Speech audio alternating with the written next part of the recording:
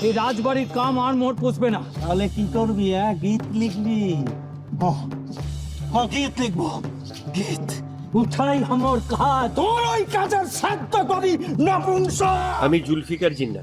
আমার লেখা নাটক চর্যাপদের কবি আসতে চলেছে থিয়েটারের ওয়ার্ল্ড প্রিমিয়ারে, ওয়ান থিয়েটারে। বাঙালি জাতিসত্তার যে নৃতাত্ত্বিক পরিচয়, সেটা নিয়ে একটা গবেষণার কাজে যুক্ত ছিলাম। তখন বাংলা ভাষার প্রতি মানুষের যে বাঙালির যে আবেগ, সেটা নিয়ে আমি একটু অনুসন্ধান করি।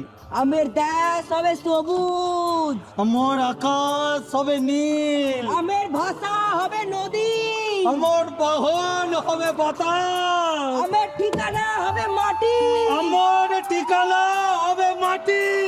মানে আমাদের একটা ধারণা আছে যে বাংলা ভাষার যে মর্যাদা রক্ষা করার যে লড়াই, সেটা ওই 1952 সালের 21শে ফেব্রুয়ারির সঙ্গে যুক্ত।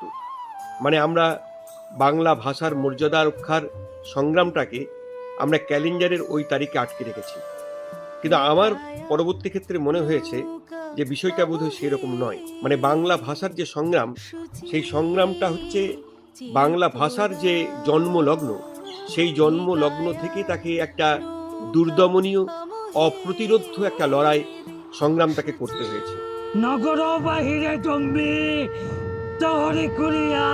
মানে আমি যদি বাংলা ভাষার সেই আদিলগ্নের কথা বলি, যখন ওই মাগধী অপভ্রংশ ভাষা থেকে আঞ্চলিক উপভাষা রূপে বাংলা ভাষা সদ্য ভূমিষ্ঠ হচ্ছে, তখন কিন্তু সেই সময়ের যে রাজন্যবর্গের যে ভাষা, তার যে অবদমন, সে অবদমনের বিরুদ্ধে তাকে একটা লড়াই করতে হয়েছিল। আমার শুধু ছোট লোক নয়, আমার প্রতিবাদ করতে পারে।